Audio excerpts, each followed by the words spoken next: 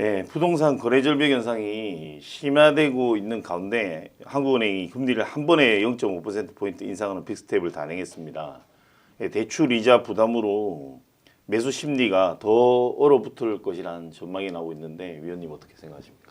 네, 역대 이런 적이 없었던 것 같아요. 네네. 굉장히 짧은 기간에 네네. 너무 가파르게 금리가 올라가고 있는데 네. 사실 이제 금리 인상이 부동산 상승기 때 오게 되면은 네. 그로 인해서 이제 하방 압력을 받는 이제 경우는 많진 네네. 않았었습니다. 근데 지금은 집값이 고점이라는 인식이 너무 강하고 네네. 실제로 하락 전환한 상태에서 네. 계속해서 뭐 미국과 한국이 금리를 올리다 보니까 네네. 이게 부동산 시장에서 가장 첨예한 그런 요인이 되고 있는 상황입니다.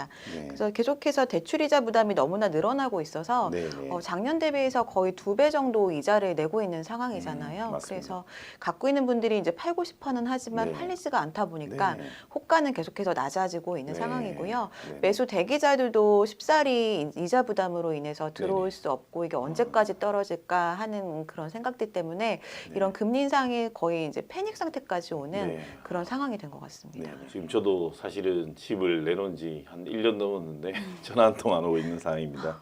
네, 심각한 것 같습니다. 네. 네, 아파트 값이 하락한다는 뉴스가 많이 나오고 있고 실제로 뭐 제가 살고 있는 집도 그렇고 지금 경기권에 주변에서 이런 곡소리가 많이 들려오는 것 같습니다. 실제로 떨어지는 지역이 위원님이 보셨을 때 많은가요?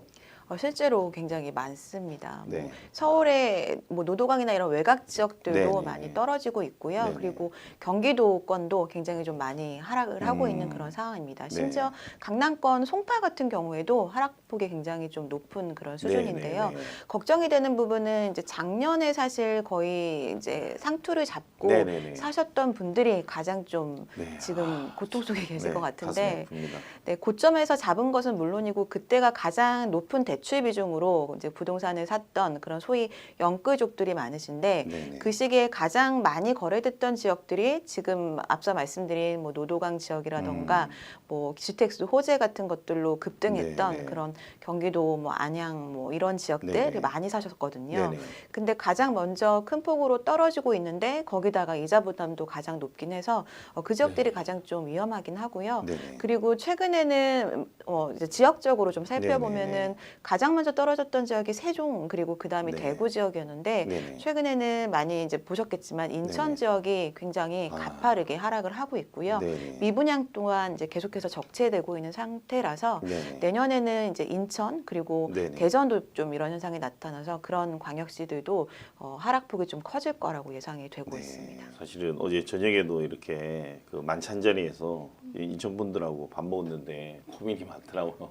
집값이 너무 많이 떨어져서 네. 지금 대출한 분들은 뭐 예를 들어서 뭐 9억에서 뭐 한 뭐 2, 3억 대출 받았는데 뭐 이런 분들은 차라리 괜찮은데 70% 대출 받은 이런 분들은 아 이거 금리 때문에 어떻게 해야 되냐. 근데 집 내놔도 안 나간다.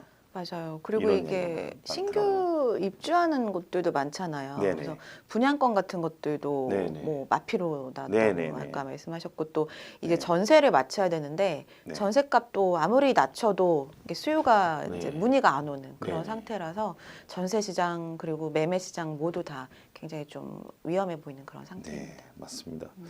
어쨌든 좀 지혜롭게 잘 대처하셔서 앞에 우리 위원님이 많이 근데 일단은 당장에는 사실 팔리지도 않고 제가 봐도 그래서 버텨라고 이런 말씀을 드렸는데 금리가 너무 더 오르고 있어서 이게 계속 버틸 수 있을지 고민일 것 같습니다. 네. 관련해서 임대차법이랑 이런 금리 인상 여파 때문에 월세로 수요가 몰리고 있다고 위원님도 이제 월세가 더 늘어날 거라고 앞서 말씀하셨는데 실제로 많이 늘어났나요?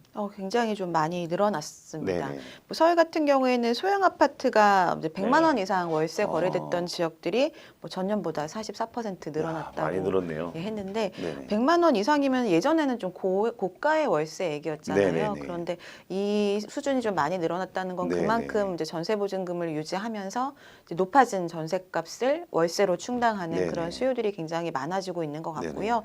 주변에 이제 저희 고객들 집주인들을 보더라도 네네. 전세로 내놓으면 계속해서 안 나가서 이거를 일부 월세화로 이렇게 좀 돌리는 그런 현상들이 많이 나타나기 때문에 네. 작년부터 예상했던 대로 작년에도 금리 인상과 그리고 종부세 부담 때문에 뭐 네. 임대인들도 이제 월세로 내놓는 걸 원하고 맞습니다. 임차인들도 월세를 이제 원하게 될 거라고 선호하죠. 예, 말씀을 드렸었는데 그런 현상이 이제 가파른 금리 인상 때문에 더 빨리 오고 있는 그런 상황인 것 같아요. 네, 위원님이 앞서 사실은 예측했던 대로 다 맞아 떨어져서 이거 좋아해야 될지 울어야 될지 잘 모르겠지만 어쨌든 월세도 가속화되고 있고 임대차 3법 이걸 좀 제가 볼 때는 그 뭐 여야가 합의해서 바꿀 필요가 있지 않나 뭐 아니면 개정을 할 필요가 있다고 여러 번 지적을 드렸었는데 실제로 이런 부작용이 많이 속출하고 있습니다. 이거 사실은 뭐 말이 100만 원이지 어제도 저 뭐 후배 기자도 뭐 시버드로 다니면서